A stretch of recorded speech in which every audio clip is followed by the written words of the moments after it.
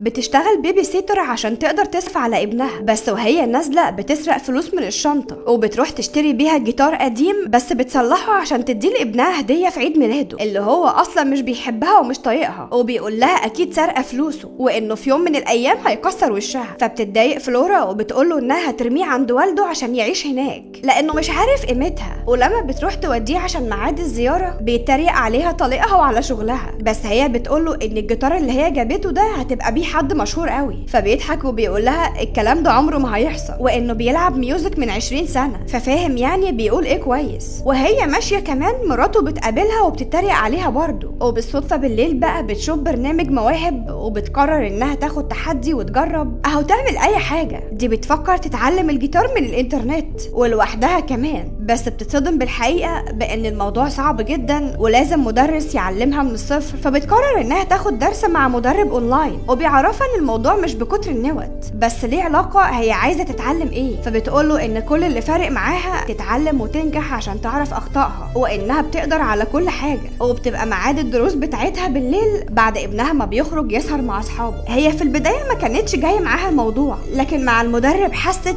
ان هي دي بالظبط الحاجة اللي عايزة تعملها، لدرجة يعني انها بتتخيل مدرب الميوزك قدامها ومعاها على السفرة وبيبدأ معاها بادوات الجيتار، كام وتر والصوابع المفروض تبقى موجودة فين بالظبط، وبيتفاجئ انها سريعة التعلم ومش بتاخد اي وقت. وبتروح مكان بيستضيفوا فيه اللي بيألفوا الاغاني الجديدة واللي بيفوز بياخد مبلغ مالي 80% من بيع تذاكر المكان. فبتعجبها جدا الفكرة. اما جوزها اللي سابها ده لما بيبقى قاعد مع ابنها بيتفرجوا على الكليب الجديد بتاعه اللي عمله الاسبوع اللي فات، وشوية بقى وفلورا بتروح لهم عشان تاخد الولد لان اجازته خلصت، وبيكون ماكس بيروح عند والده في الاجازة بس، وبيقول لها ايان ايه اللي على ظهرك ده؟ فبتقوله جيتار فيها حاجة؟ فبيضحك يعني وكالعادة بيتريق. ولما بيعرف انها بتتدرب مع ملحن كبير وبيألف اغاني كمان بيبقى باين عليه غيران جدا. اما ماكس بعد ما كان مش عاجبه الجيتار بيسألها بتعمل بيه ايه، فبتقوله فلورا لو عايز تاخده عادي على فكرة، لكنه مش مهتم بأي حاجة هي بتشتريها، وبتتعود تاخد وقت كبير للتمرين في اماكن فاضية كده عشان تعرف تستجم وتستجمع افكارها. وفي يوم بتحكي للمدرب ان من اهم الاسباب اللي اتعلمت عشانها ان ابنها يحس انها ست ناجحة والاهم يحترمها. وبيتفاجئ لما بيعرف انها خلفت من وهي عندها 17 سنة، بس جوزها الندل سابها وتخلى عنها في اهم سنين حياتها، ورجع بقى يستضيف الولد في الاجازات لما كبر. وفي يوم بقى بيبعت لها الكابتن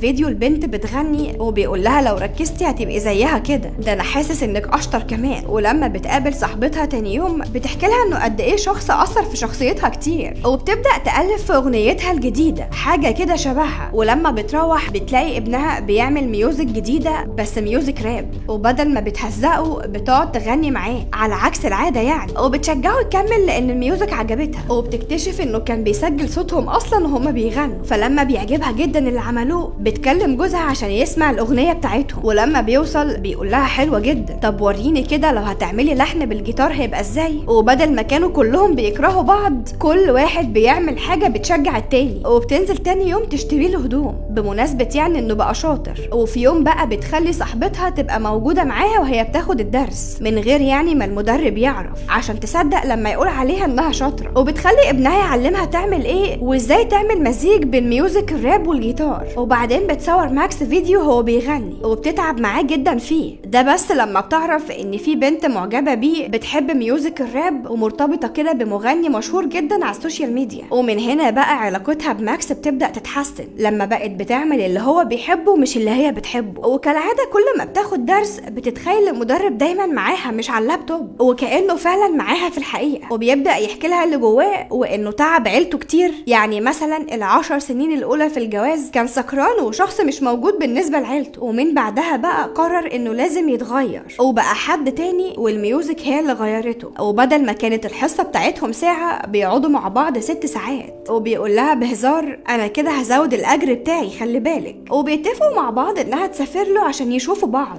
فتاني يوم بقى بتفكر انها تقابل طليقها وبتقول له هيحصل حاجة لو اعتنيت بماكس الفترة كده لحد يعني ما الاقي حياتي، وان بقالها 10 سنين ما سافرتش. فبيصدمها وانه الفترة الجاية دي بيأسس فرقة موسيقية ومش هيقدر يخليه معاه. فبتتضايق جدا وانها اختارت راجل غلط تخلف منه. فبتروح تسأل صاحبتها ما ينفعش يعني تاخد ماكس عندها لمدة شهر واحد واحد؟ فبتقول لها لا طبعا صعب جدا، وبتتضايق منها وبتقول لها امال اصحاب ازاي؟ ايه لازمتها يعني؟ لو وقت ما احتاجتك مش هلاقيكي. بس بتكمل على طموحاتها الشرطه وبتكلمها عشان مسكوا ماكس بيسرق، وده لما كان بيسرق آلات موسيقيه غاليه جدا، ولان الموضوع ده اتكرر للاسف محتاج بقى يدخل الاصلاحيه، وده مش اي كلام، دول هيمشوا في الاجراءات بجد. فبتاخده وتمشي وهي بتزعق له ازاي بيفكر يعمل كده. فبيعرفها ان الاغنيه اللي سجلها طلعت وحشه جدا ومحتاجه بقى ميوزك بروفيشنال عشان حبيبته اتريقت على الاغنيه. فبتقول له يعني يدخل السجن عشانها عادي، وبتروح بقى تبلغ والده باللي حصل، وان ميعاد الجلسه يوم 3 ولازم يكون موجود عشان وجوده ده هيفرق كتير جدا في الجلسه واحتمال يخفف الحكم. بس برضه ما بيجيش كالعاده، يعني اشباه رجال. وبتفضل تستناه كتير في وقت القضيه بس برضه مش بيجي. وبيحاول المحامي يستعطف القاضي وبيحكي له ظروف والدته الفقيره اللي بتحاول تعمل اي حاجه عشان تخلي ابنها يعيش حياه كريمه، لكن برضه القاضي بتقول له هياخد 8 اسابيع ومش اقل من كده في الاصلاحيه، ومن بعدها بقى سنه مراقبه عشان اللي بيعمله ده ما يتكررش تاني.